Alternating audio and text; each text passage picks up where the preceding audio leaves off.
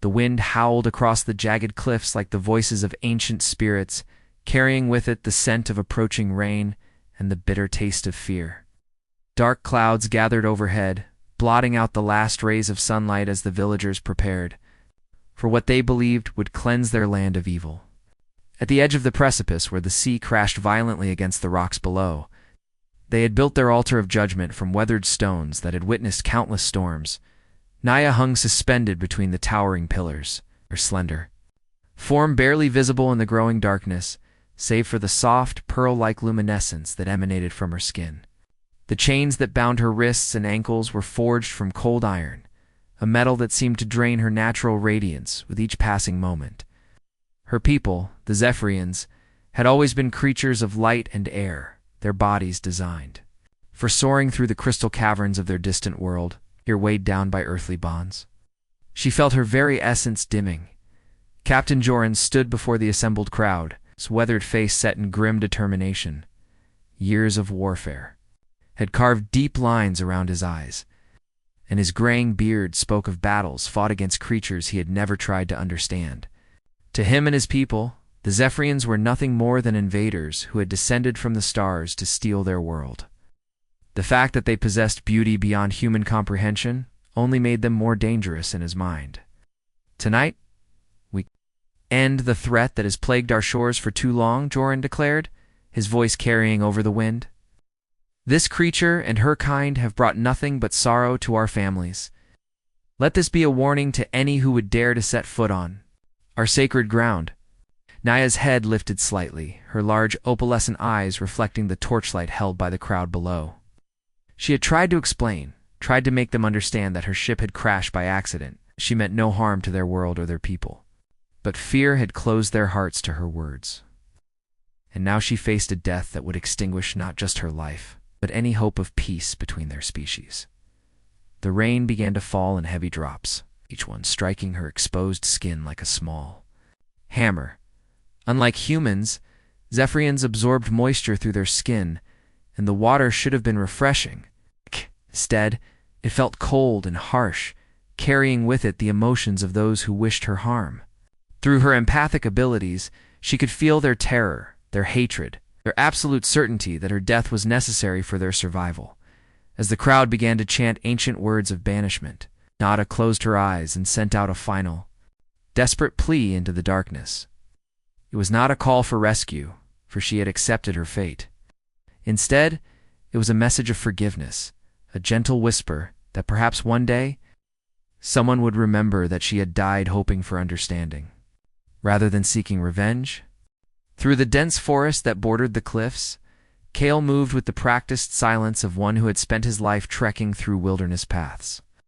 As the settlement's chief ranger, he had been tasked with ensuring the perimeter remained secure during the night's grim ceremony. His weathered hands gripped his crossbow tightly, though something deep in his chest made him reluctant to use it. Unlike the others, Kale had encountered Zephyrians before during his long patrols. He had watched them from hidden positions as they gathered strange, glowing fruits from the ancient trees, had seen how they tended to wounded forest creatures with gentle touches that healed rather than harmed. Their movements held a grace that reminded him of dancers, and their voices, when they sang to each other across the canopy, carried melodies that made his heart ache with their beauty. Now, as he emerged from the tree line and caught sight of the bound figure on the clifftop, that same ache returned with overwhelming force. The creature's light was fading, her luminous skin growing dimmer with each moment. Even from this distance, he could see the exhaustion in the way her head drooped forward, the resignation in her posture. "This is wrong," he whispered to himself, the words barely audible above the strengthening wind. His father had taught him to hunt only what was necessary for survival, to never take a life without purpose. What purpose could there be in killing something so obviously helpless? Kale's thoughts drifted to his sister Alina, who had died in the first Zephyrian encounter 3 years ago. She had been part of a patrol that stumbled upon a crash site, and in their fear and confusion both sides had reacted with violence. But even as she lay dying in his arms, Alina had whispered about the sorrow she had seen in the aliens' eyes, how they had seemed to mourn their own fallen, with tears that glowed like liquid starlight. The memory strengthened his resolve. Again, to move closer to the ceremonial site, using every skill he had learned in 20 years of woodcraft to remain unseen. The guards were focused on the crowd and the spectacle before them, not expecting any threat to come from behind. Their confidence would be his advantage. As he drew nearer, he could hear the Zephyrian's voice, soft and musical, despite her obvious pain. She was singing something in her own language, a melody that seemed to harmonize with the wind itself. The sound sent shivers down his spine, not from fear, but from a strange recognition. As if his soul remembered a song he had never heard, Kale reached the edge of the stone circle and crouched, behind one of the ancient pillars. From here, he could see her face clearly for the first time. Her features were delicate but strong, with high cheekbones and a pointed chin that gave her an otherworldly elegance. Her skin seemed to be made of pearl and moonlight, and her hair flowed around her shoulders like liquid silver. But it was her eyes that stopped his breath. They held depths he had never seen in any human gaze. Wisdom and sadness intermingled with a hope that refused to die despite her circumstances. When she looked up at the storm clouds gathering overhead, he saw not the fierce alien warrior his people feared, but someone who simply wanted to go home. The moment stretched between them like a bridge spanning two worlds. Kale knew that stepping onto that bridge would change everything, would make him a traitor to his own kind. But as he watched a single tear trace its way down her glowing cheek, he realized he had already made his choice. Kale waited until the crowd's chanting reached its peak before making his move. The rhythmic voices would mask any sound he made as he approached the altar from behind. His heart pounded against his ribs like a caged bird, but his hands remained steady as he drew his hunting knife from its sheath. The blade was sharp enough to cut through rope. But these chains would require a different approach. He had noticed that the manacles were secured with simple iron pins, designed more for ceremony than actual imprisonment. The crowd believed their captive was too weak to escape, but they had not counted on outside intervention. As he reached the first binding, the Zephyrian's head turned toward him. Her eyes widened in surprise, and for a moment he feared she might cry out and alert the guards. Instead, she remained silent, studying his face with an intensity that made him feel as though she was reading his very soul. "I'm here to help," he whispered, his words barely audible above the storm. Her expression shifted to one of confusion, then cautious hope, working quickly. Kale began to manipulate the pin holding her left wrist. The metal was cold and slightly rusted, making it difficult to grip properly. As he struggled with it, her free hand moved to cover his, and suddenly the world exploded into color and sensation. The touch created an immediate psychic bridge between them. Through her alien senses, Kale experienced the world as she did, feeling the emotional resonance of every living thing around them. Seeing colors that human eyes could never perceive, hearing the music that existed in the space between heartbeats. At the same time, she glimpsed his memories. Long days spent in peaceful forests, the pain of losing his sister, and most importantly, his genuine desire to help her, despite everything he had been taught. "Your name," she said, the words forming directly in his mind rather than passing through his ears. Kale, he responded the same way, marveling at how natural the mental communication felt. "I am Naya. Why do you risk yourself for me?" Before he could answer, the pin came free with a soft click. Her left hand was now unbound, but he could see dark bruises where the iron had burned her skin. Without thinking, he touched the wounds, gently, and watched in amazement as his simple human warmth seemed to ease her pain. "Because it's the right thing to do," he finally answered, moving to work on her other restraints. As each binding fell away, their psychic connection deepened. Naya shared her fear, but also her gratitude, and beneath both emotions, Kale sensed something else growing, a transcended species, built on understanding and compassion rather than mere physical desire. The last chain clattered to the stone as shouts erupted from the crowd below. Someone had noticed that the prisoner was free. Captain Jorn's voice rose above the others, barking orders to his guards. "Can you run?" Kale asked urgently, helping Naya to her feet. Her legs trembled from hours of confinement, but she nodded, determinedly. "With you." Yes. They had only moments before the guards would reach them. Cale grabbed her hand, marveling at how her skin felt like warm silk beneath his calloused palm, and led her toward the forest's edge.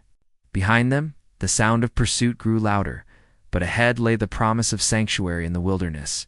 He knew better than any other living person. As they plunged into the safety of the trees, Naaya's luminescence began to return, casting their path in gentle silver light. For the first time in days, she felt truly alive, and she knew it was not just because of her freedom.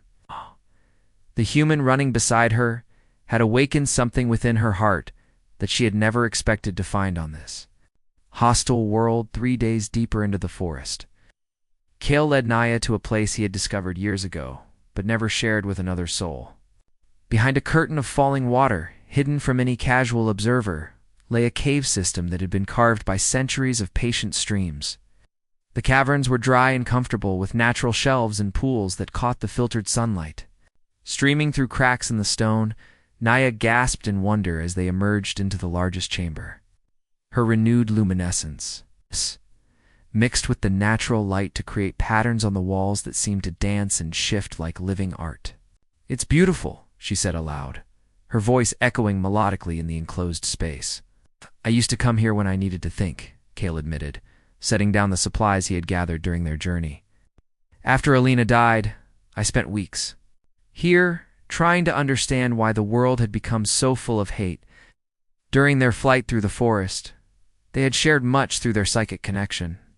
Naaya now knew the story of his sister's death, just as he understood the circumstances that had brought her ship crashing to Earth. More importantly, they had learned to trust each other completely, their bond growing stronger with each shared experience. As evening approached, they sat together beside one of the natural pools, the reflection wavering in the clear water. Naaya had been injured during their escape when a guard's arrow grazed her shoulder. Cale had been tending the wound with herbs he had gathered. "Your people have such gentle hands," she murmured as he applied a fresh poultice. "On my world, we heal through harmonics, but this feels just as soothing." Cale's fingers lingered on her shoulder longer than strictly necessary. Her skin had regained its full luminescence, creating patterns of light that shifted across her body like living tattoos. He found himself mesmerized by the way the glow responded to her emotions, growing brighter when she was happy and dimming when she was sad or afraid. "What do you see when you look at me?"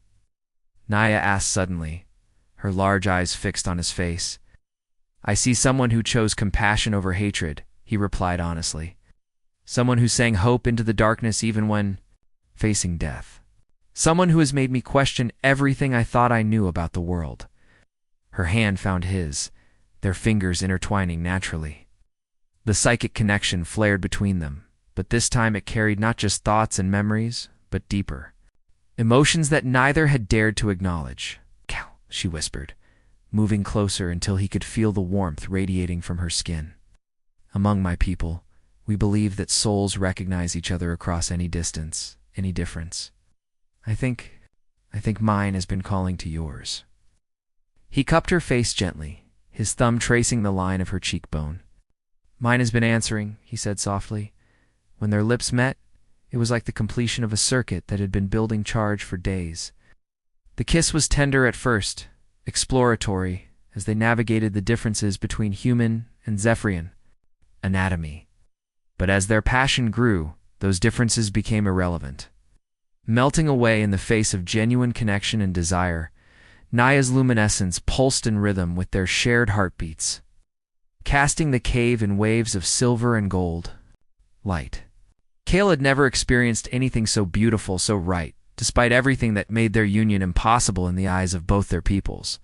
They held each other close as the night deepened around them, speaking in whispers and touches, sharing dreams of a future that seemed as distant as the stars from which Naaya had fallen. Outside, they could hear the distant sounds of their pursuers still searching, but within their hidden sanctuary, they had found something precious enough to fight for. Dawn came too soon, bringing with it the sound of voices calling through the forest. Captain Joran had found their trail, and his persistence would soon lead him to their hidden refuge. As Cale and Naaya prepared to flee once more, they knew that Running could not continue forever. "There's another way," Naya said suddenly, her hand tightening on his. "My ship. It wasn't completely destroyed in the crash. If we could reach it, I might be able to send a signal to my people." Kale frowned, considering the implications. "That would bring more of your kind here. The council would see it as an invasion." "Not if we're together," she insisted. "Not if we can show them that peace is possible between our peoples. You've proven that humans can choose compassion over fear. Help me prove the same thing to the others." The crash site lay in the heart of the disputed territory. A day's journey through terrain that Joran's forces would be watching carefully. It would be the most dangerous path they could choose, but also the only one that offered hope for more than their own survival. They emerged from the cave to find the forest unnaturally quiet. Birds had stopped singing, and even the insects seemed to hold their breath. Through the psychic link they now shared constantly, Naya felt Kale's growing tension as his ranger instincts detected the approaching danger. 12 men, he whispered after a moment of careful listening. "They're surrounding the waterfall, but they haven't found the cave entrance yet." Instead of fleeing deeper into the forest, they made a decision that surprised them both. Hand in hand, they walked out into the clearing in front of the waterfall, presenting themselves openly to their pursuers. Captain Joran stepped out from behind the trees, his crossbow trained on Naya's heart. Men emerged from concealment on all sides, forming a perfect circle around the unlikely couple. But something in their posture had changed. Instead of the righteous anger Kale expected, he saw uncertainty in their faces. "You've made your choice, Ranger," Joran said grimly. "Stand aside, and your death will be quick." "Wait," Kale's voice carried across the clearing with quiet authority. "Look at her, Captain. Really look. Does she seem like the monster you've painted in your mind?" As if responding to his words, Naya's luminescence brightened, but instead of the harsh glare they might have expected, it pulsed with warm, welcoming light. Through her empathic abilities, she projected feelings of peace and compassion toward the assembled men, letting them experience her genuine desire for harmony. "She's using her alien magic," one of the younger guards whispered, but his weapon lowered slightly. "This isn't magic," Kale said, stepping protectively in front of Naya without releasing her hand. "This is who she really is. Who they all are, if we give them the chance to show us." The standoff stretched on for long moments, tension crackling in the air like lightning before a storm, and from the forest behind them came an unexpected sound, the melodic voices of other Zephyrians, calling Naya's name in their musical language. "My people," she breathed, joy and terror mixing in her voice. "They've come looking for me." 3 more Zephyrians emerged from the tree line, their movements cautious but not hostile. They were clearly warriors, their light pulsing in patterns that Kale somehow understood spoke of readiness for battle, but they made no aggressive moves toward the humans. The leader, a tall male with skin like polished silver, spoke directly to Naya in their shared language. Through their connection, Kale felt her explaining everything that had happened to Crash, her capture, the ritual, and most importantly, his choice to save her despite the risk to himself. "Your mate has great courage," the silver-skinned warrior said in accented but clear English, inclining his head respectfully toward Kale. "We had expected to find only death here." Captain Joran's weapon wavered as the implications of the word mate sank in. Around the clearing his men exchanged uncertain glances, their trained hatred warring with the evidence of their own eyes. "This changes nothing," Joran said, but his voice lacked its earlier conviction. "It changes everything," Naya replied, her voice carrying to every corner of the clearing. She stepped forward, her hand still linked with Kale's, her light pulsing. "In rhythm with his heartbeat, we are proof that your peoples can choose love over fear, understanding over hatred. We are the bridge between your worlds." As the sun rose higher, painting the forest in shades of gold and green, something fundamental shifted in the hearts of those present. Perhaps it was the undeniable love they witnessed between the human ranger and the alien woman. Perhaps it was the patient dignity of the Zephyrian warriors who had come not for conquest, but for rescue. Or perhaps it was simply time for old wounds to begin healing. One by one, the weapons lowered. Captain Joran was the last to surrender his crossbow, but but when he finally did, the gesture seemed to lift a weight from his shoulders that he had carried for too long. In the years that followed, Kale and Naya would become ambassadors between their peoples, their love story inspiring others to look beyond fear and prejudice toward a future built on mutual understanding.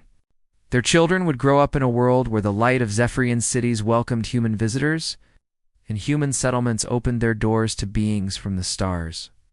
But all of that began in a forest clearing, with two hearts brave enough to beat as one despite everything that tried to keep them apart.